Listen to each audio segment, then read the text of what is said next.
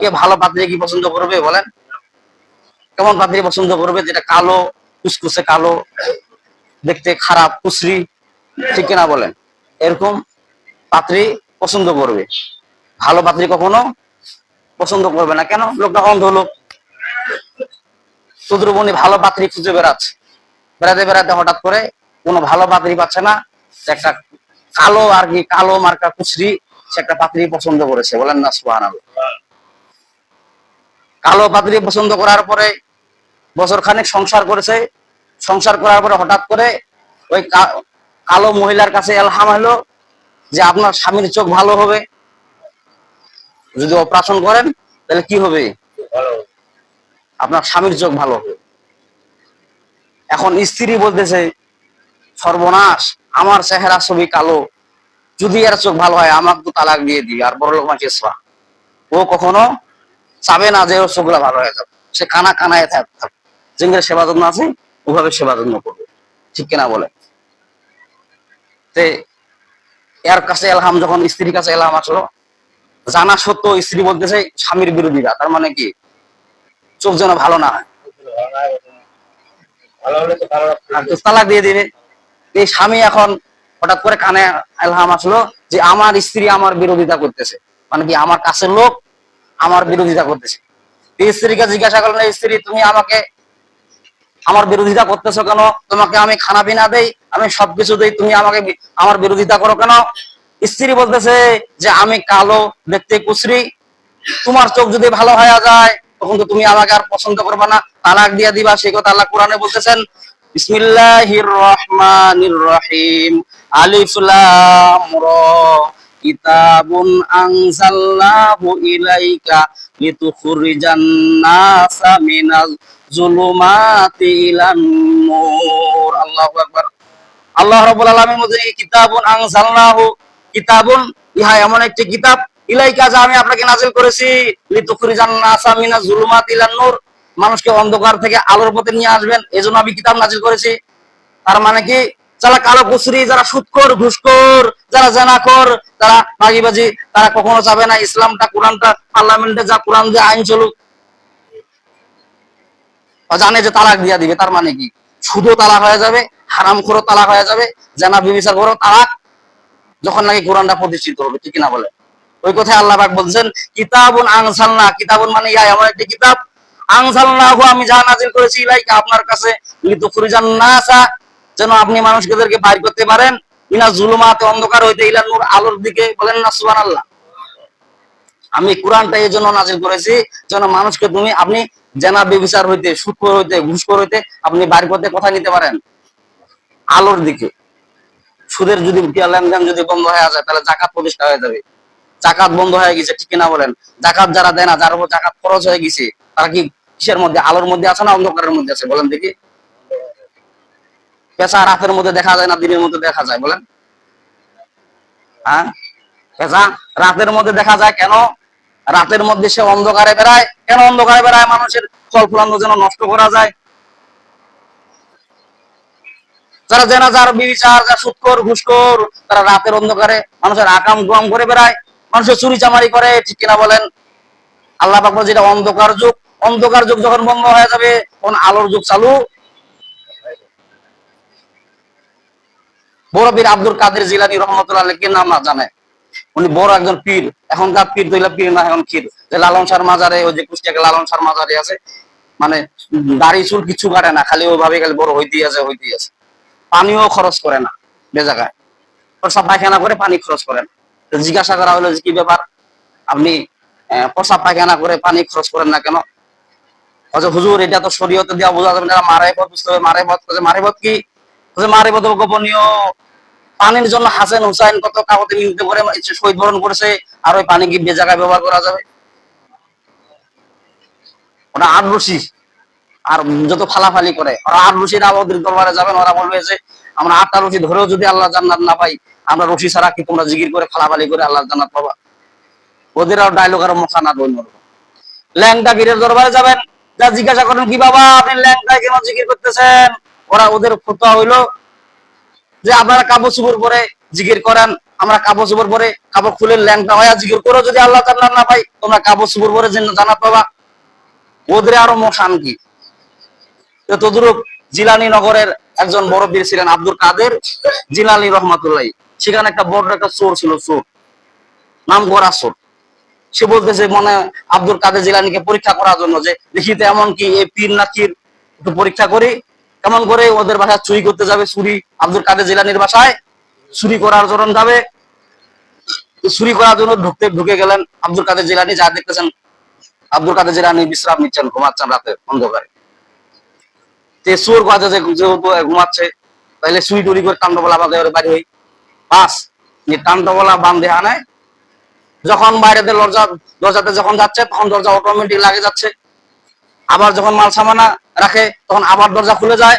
আবার যখন মাল সামানা নেয়, আবার দরজা রাখে যায়। তো সর্বনাশ, এটা কেমন পীর, এটা মারাত্মক পীর। যখন আমি মাল সামানা চুরি করার জন্য আমি বাইর হচ্ছি, দরজা অটোমেটিক লাগে যায়, আবার মাল সামানা থিয়া যায়, আবার দরজা অটোমেটিক খুলে যায়। এটা তো আমার মাথায় কাজ করে না। এটা কেমন পীর। তখন ভাবলেন আচ্ছা ঠিক আছে, মাল সামানা রাখে দিয়ে বাইরে চলে যায়, যেহেতু ভালো পীর রাখে। মাল সামানা রাখে দিয়া ওই পীর সাহেব কি করলো, দরজা দিয়ে যখন যাইতে ধরলো, মেন গেট দরজা আবার বন্ধ হয়ে গেল। মাল সামানাও নাই, তার বড় দরজা বন্ধ। এখন চোর চিন্তা করতেছে সর্বনাশ, এখন তো আমি ধরা পড়ে যাব। আচ্ছা পীর সাহেব যেহেতু ঘুমাচ্ছে, ঘুমাক। পীর সাহেব যখন জাগ্রত হবে তাহাজ্জুদের সময়, তখন যখন উজু করার জন্য বাইর হবে, তখন আমি দরজা দিয়ে বাইরে বেলাবো। ইনি এই ধারণা করে বাস পীর সাহেব ওই এবার খাটের তলে যা লুকাইছে। তাহাজ্জুদে রক্ত হলেন, আব্দুল কাদের জিলানী উঠলেন না।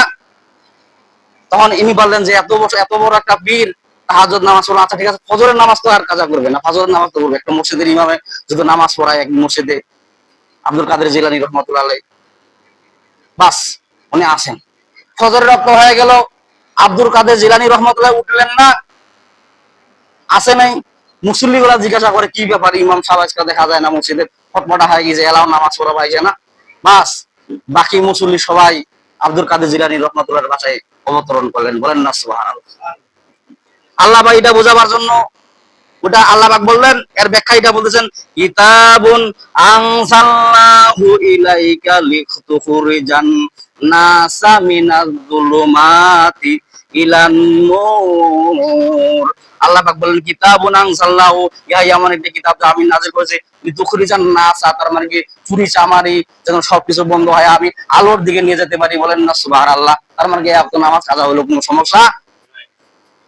সহি একটা সুনানে আবু দাউদ তিরমিজি শরীফের একটা হাদিস, বিশ্ব নবীজি বলেন, হযরত আবু দারদা রাদিয়াল্লাহু তাআলা থেকে বর্ণিত, তিনি বলেন সাহাবীদেরকে, হে আমার সাহাবীরা, তোমরা কি জানো নামাজের চাইতেও একটা ভালো আমল আছে, রোজার চাইতেও একটা ভালো আমল আছে, দান সুদা চাইতেও একটা ভালো উত্তম একটা আমল আছে, তোমরা কি জানো নাকি? সাহাবীরা হতবাক, সর্বনাশ, নামাজের চাইতেও ভালো আমল, এর আবার রোজা রাখা চাইতেও ভালো আমল, দান সুদা চাইতেও ভালো একটা আমল, এটা কি একটা আমল? আপনি হাদিসটা দেখেন, 2509 নম্বর হাদিস, সুনানে তিরমিজি শরীফের হাদিস। সুনানে তিরমিজির মধ্যে রাসূল সাল্লাল্লাহু আলাইহি ওয়াসাল্লাম বলেন, হযরত আবু দারদা রাদিয়াল্লাহু তাআলা থেকে বলতেছেন যে বিশ্ব নবীজি বলতেছেন, হে আমার সাহাবীরা, তোমরা কি জানো নামাজের চাইতেও রোজার চাইতেও দান সুদের চাইতেও ভালো একটা উত্তম একটা আমল আছে, তোমরা কি জানো নাকি? সাহাবীরা বলে যে না, আল্লাহু আ'লামু ওয়া রাসূলুহু, আল্লাহ এবং আল্লাহর রাসূল ভালো জানে, আপনি আমাদেরকে বলেন কি এমন আমল আমরাও করব। বলেন না সুবহানাল্লাহ। বিশ্ব নবীজি বলেন, যখন দুটা লোক দণ্ড লাগে, তার মধ্যে মীমাংসা করে দাও, এই আমলটা কি নামাজের চাইতেও রোজার চাইতেও দান সদ্গা চাইতেও উত্তম আমল। বলেন না সুবহানাল্লাহ। দুইটা দল যখন কি করে মারামারি লাগে, বাপ বেটা যখন মারামারি লাগে, মীমাংসা করে দাও।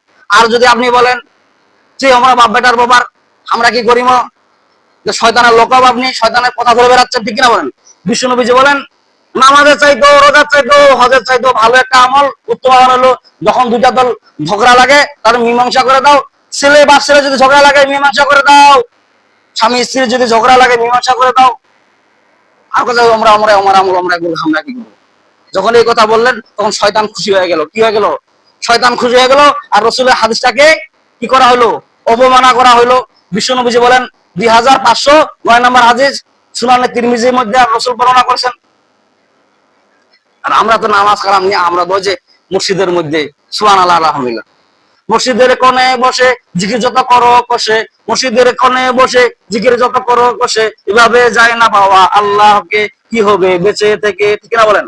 আইনুদ্দিন রহমতুল্লাহ এই কথা বলছেন যে মসজিদের মধ্যে সুবহানাল্লাহ আলহামদুলিল্লাহ ফালাফালি গুলো হবে না, মানুষের মধ্যে দিতে হবে, দিতে হবে, দেখতে হবে যে মানুষরা ঝগড়াঝাটি করতেছে কিনা, বিবাদ মীমাংসা করে দেওয়ার জন্য, ঠিক না বলেন?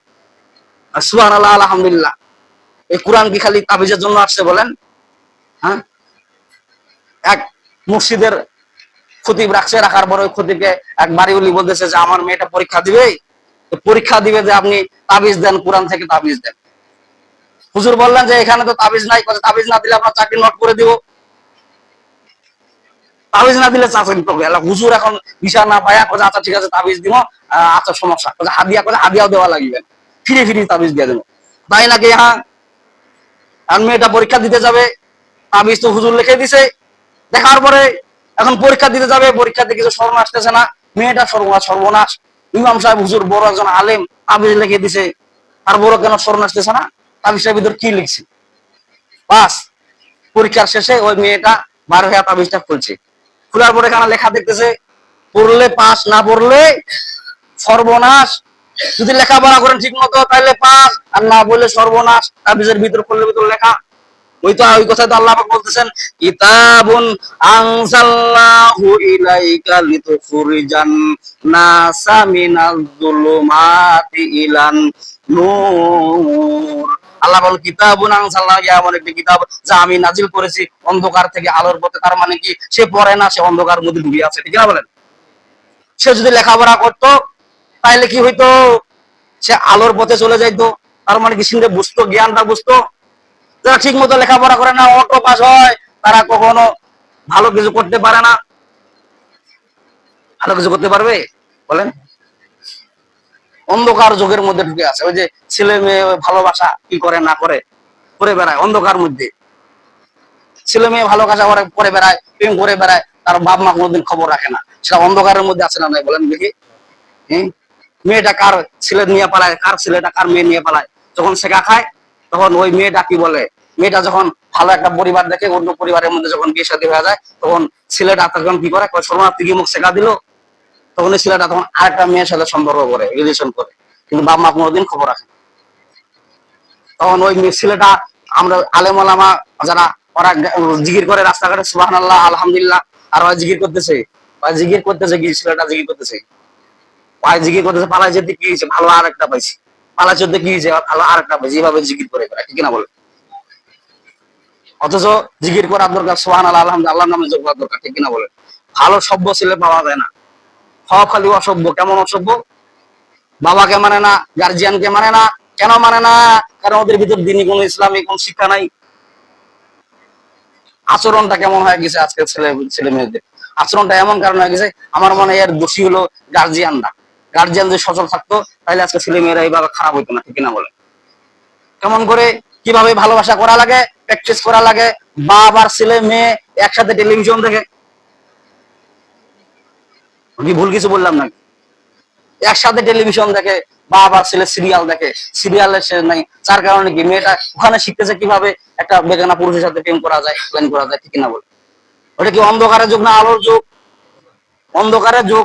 অন্ধকারের মধ্যে যারা ডুবে আছেন তারা কখন আলোর যুগ আশা করা যায় না।